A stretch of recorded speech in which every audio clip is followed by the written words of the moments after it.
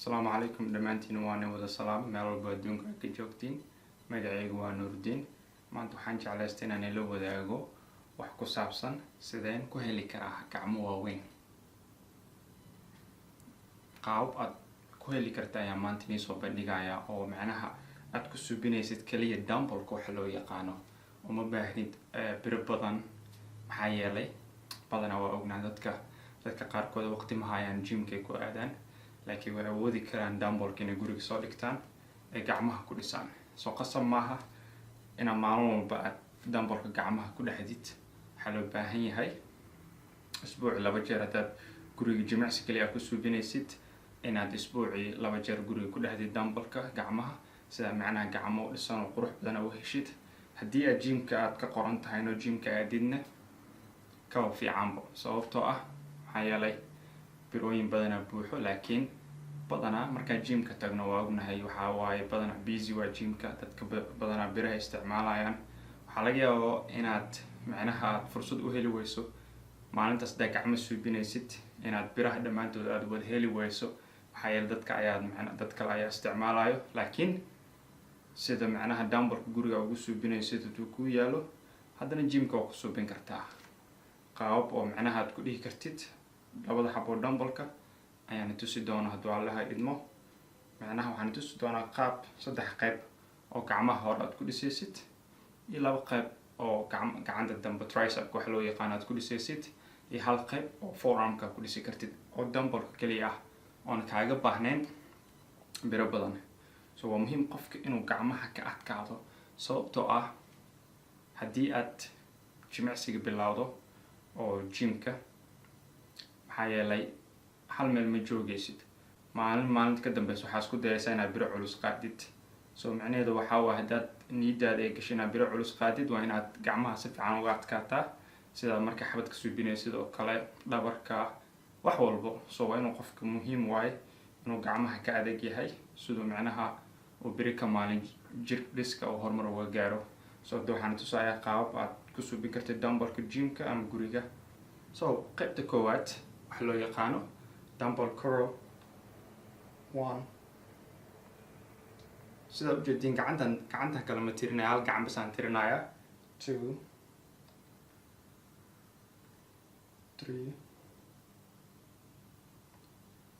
4 5 6 7 8 9 10 so marka qaybta noocaas aad dhahdid 10 ugu horeeyo 45 second oo macnaha to 1 minutes oo macnaha oo 1 daqiiqo naso xogaa biyo cab haddana sadka labaad aad qaabka haddaan u dhahay haddana 10 u dhahaysaa so 3 set oo maintain ka dhahaysaa qaybta noocaas so hadda waxaan tusayaa qaybta labaad gacmaha so waxa loo yaqaan hammer curl so waa isla qabanaysaa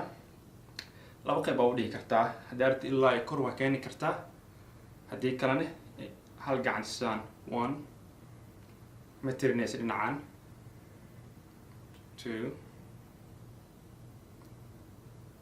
3 so qaabka noocaasne 3 set oo min 10 waa qaybta labaad hadda waxaan tusayaa qayb saddexaad oo gacanta ku dhisi kartid especially badanaa dadka markii macnaha aad for example markaas aan macnaha tusaale ahaan so aynarka mujidin sidoo macnaha meeshaan u go'an tahay dadka badanaa kama go'san macnaha inta way ka dhisan yihiin laakiin inta qaabkan waa hilmaamaan badanaa ma dhahaan so hadda waxaan tusayaa qaab aad markaas saas dhahdid oo inta ku jiri kartid saasaa u qabanaysaa dumbbell-ka 1 2 3 4 so qaabka noocaasne 3 set oo min 10 so waa qayb saddexaad hadda waxaan tusayaa qaabka oo aad tricep-ka ku dhisi kartid maxaa yeelay badanaa waa muhiim gacanta hore kaliya bicepka muhiim ah inaad mar walba dhahdid oo dhistid dadka badanaa waa hilmaamaan gacanta dambe qasab waaye haddii aad rabto jirkaada inuu balance isla yeeshto qaab walba oo macnaha jirka ku saabsan oo jimicsiga loogu talagalay dheh ha ka tagin soo waxaan tusayaa qaab aad inta ku dhisi kartid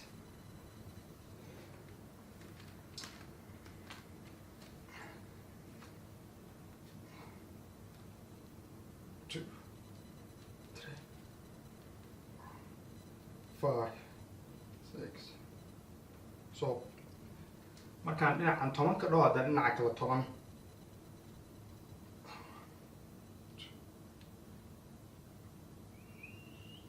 soo xisaabta ha isla ekaato maxaa yeelay waa muhiim haddaa dhinaca 10 ka dhahdid dhinaca kale 10 ka dheh loo mar rabo inaad hal dhinac kale 10 ka dhahdid dhinaca kalena aad ka dhahdid muxuu ahaa 8 soo xisaabta waa inaa macnaha isla simtiin soo qaabka ugu dambeeyo gacanta dambe ayaana tusayaa waana muhiim mar walba aad dhamaysid sad in aad nasatid oo macnaha oo haddana markaa nasatid haddana qaybta haddana sidoo kale haddana dhahdid qasab ma inaa kulli hal mar isla wada dhahdid waa muhiim in qofkan macnaha uga nasto ka bacad hadda waxaan tusayaa qaybta ugu dambeysa oo gacanta dambe lagu dhisi karo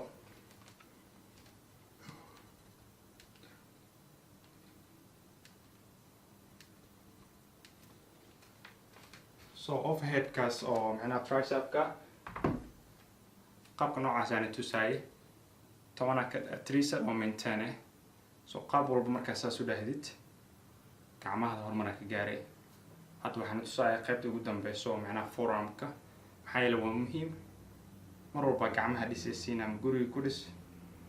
macnaha ma gym ku suubi so waa muhiim inaad weligaa ka tagin muxuu ahaa forearm wax loo yaqaano qasab waaye haddii maxaa yeelay hadda inta ka weyn tahay oo inta macnaha sida chicken forearm camal u eg tahay macnaha dhibkeeday leedahay so inaad isla simtiin gacmaha sida macnaha jirkaada isla ekaado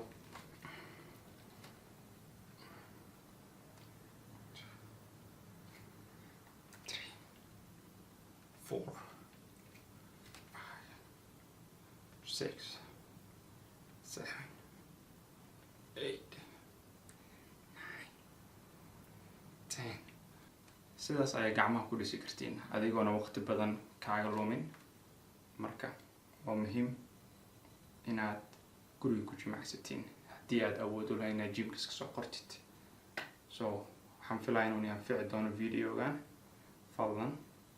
asxaabta kale oo aad og tahay inay gacmaha inaan ka weynaadaan rabaan ugu faa'iiday videogan insha Allah video badan oo nii soo wada qeyr ayaan ii dhaafay oo hilmaam maanta waa jimco so micnaheedu waxaa waaye flexing Friday